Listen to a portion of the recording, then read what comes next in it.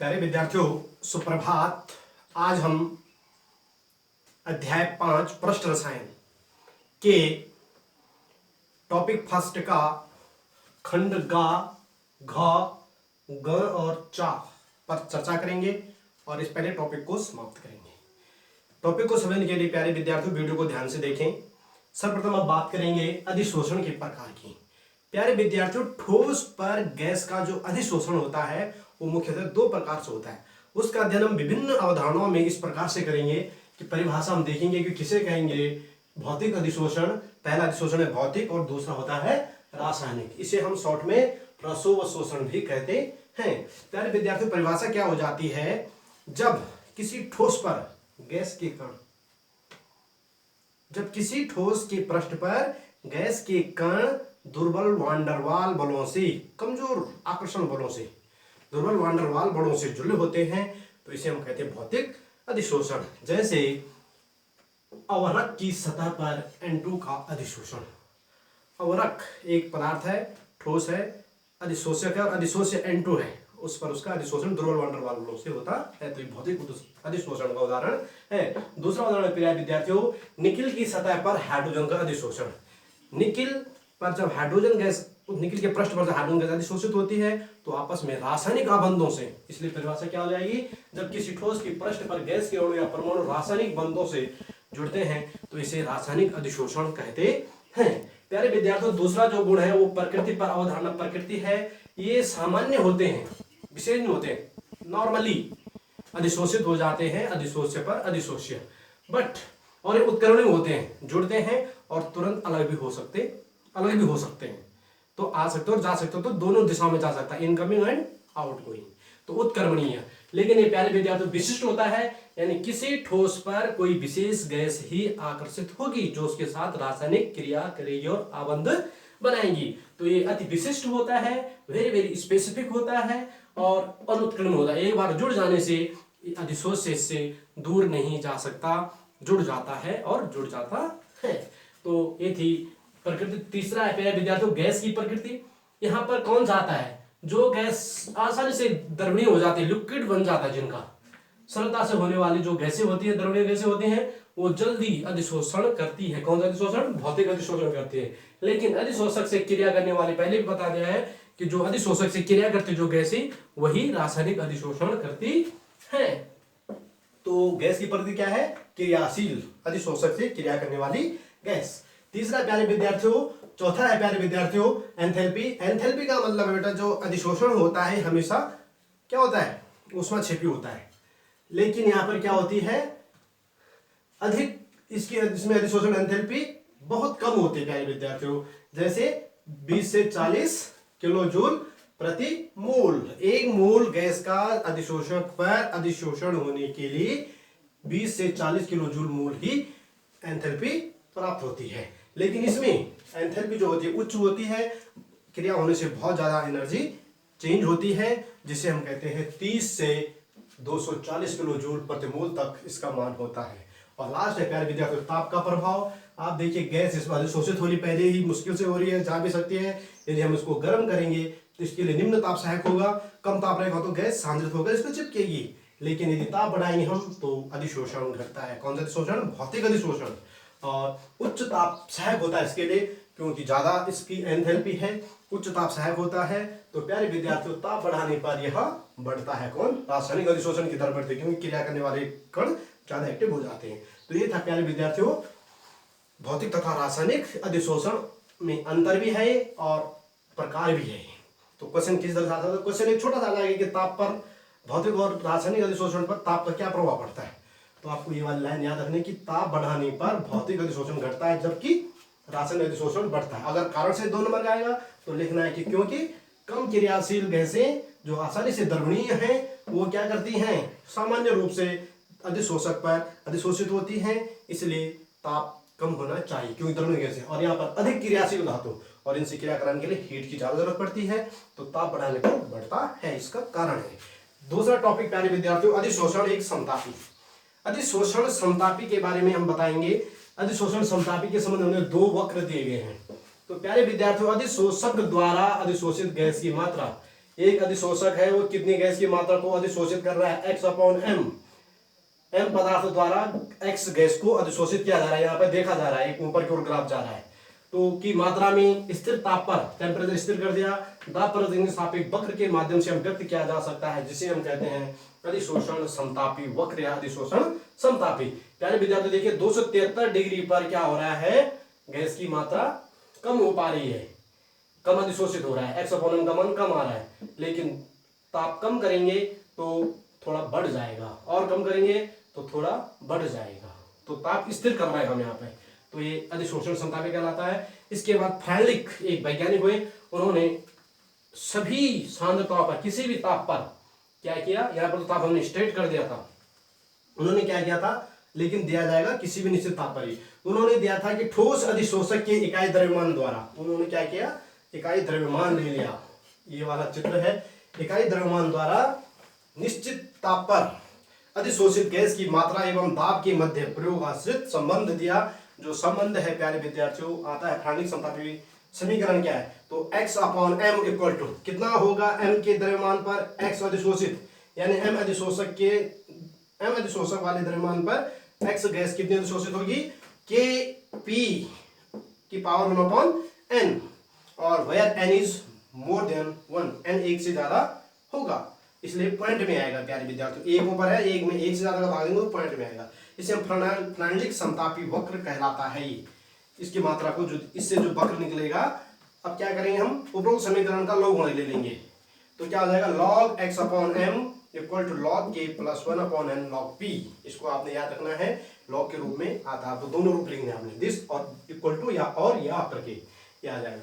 अब प्यारे विद्यार्थियों जब हम log x अपॉन m और log p के बीच इसके वेरिफिकेशन की बात करते हैं, इसकी परीक्षण करते हैं हम, तो क्या आएगा, एक सीधी रेखा प्राप्त होनी चाहिए। अगर एक सीधी रेखा प्राप्त होती है y और x अक्ष के मध्य हम log x अपॉन m को y पर रखेंगे और log p को x अक्ष पर रखेंगे, तो एक सीधी रेखा अगर प्राप्त होगी तो इस यह फ्रैनलिक वक्र प्रमाणित होगा, अन्यथा प्रमाणित नहीं होगा।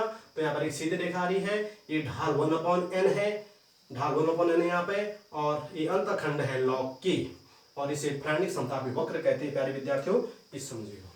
अब प्यारे विद्यार्थियों अगला जो टॉपिक्स है वो है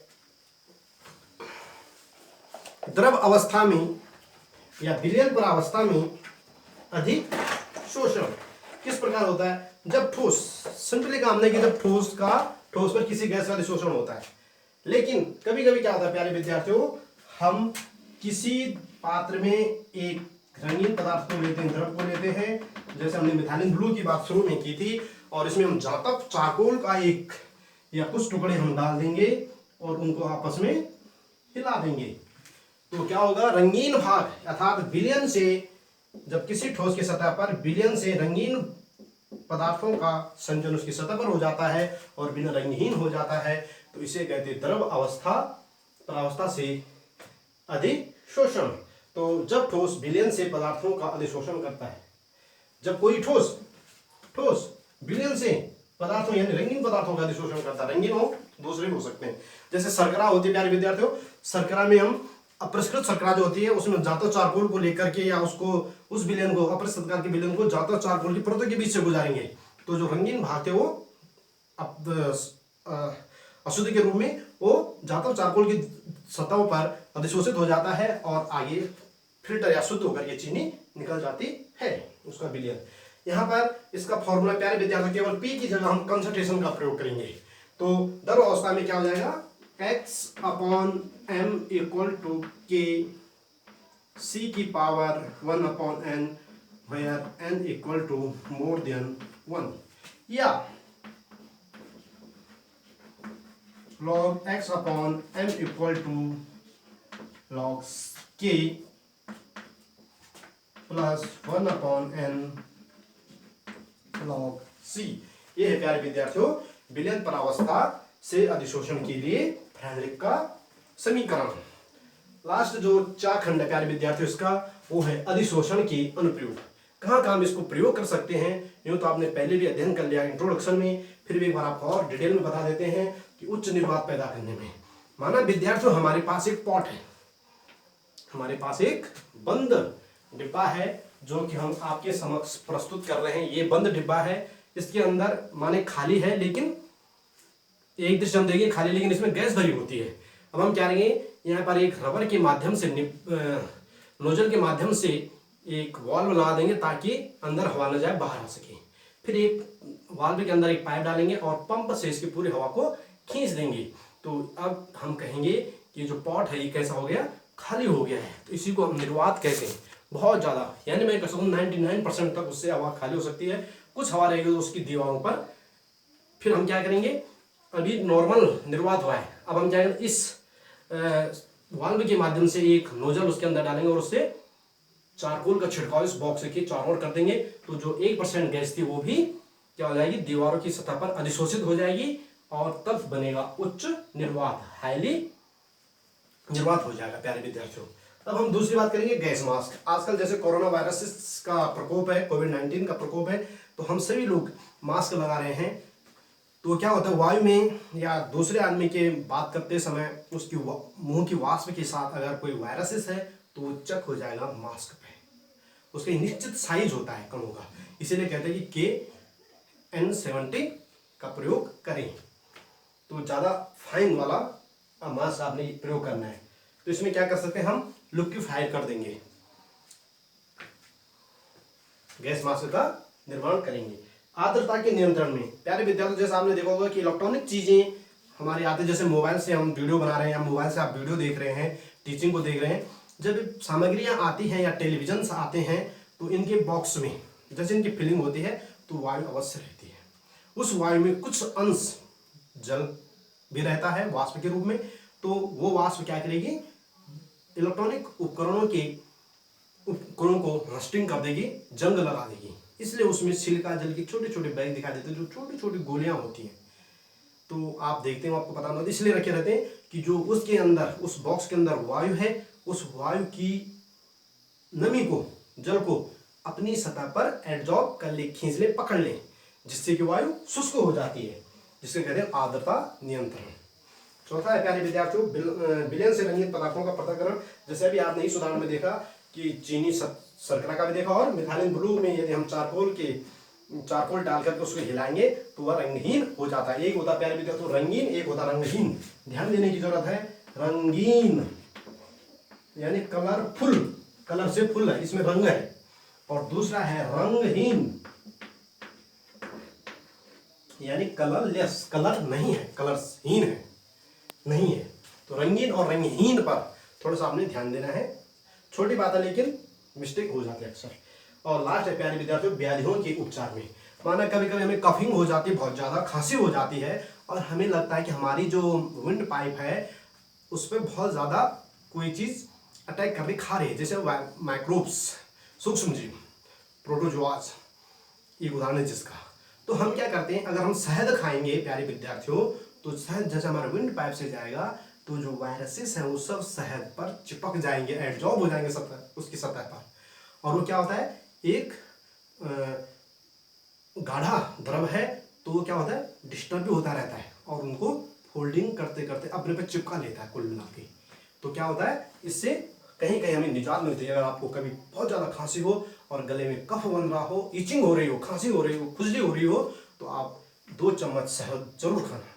कंजूस नहीं करना कि 1 चम्मच खाऊंगा एक बार में, नहीं, फर्स्ट टाइम में 2 चम्मच खाना, क्योंकि बहुत ज़्यादा वायरसेस होते हैं तो लगभग 50% वहाँ पे ख़त्म हो जाते हैं। फिर आप 1 चम्मच खाइए 2 घंटे बाद, और उसके बाद 15 मिनट बाद गर्म पानी पीएंगे तो आपको बहुत ज़्यादा राहत मिलेगी। थैंक यू स्टूडेंट्स, ये सभी पहला टॉपिक समाप्त होता है। Thank you.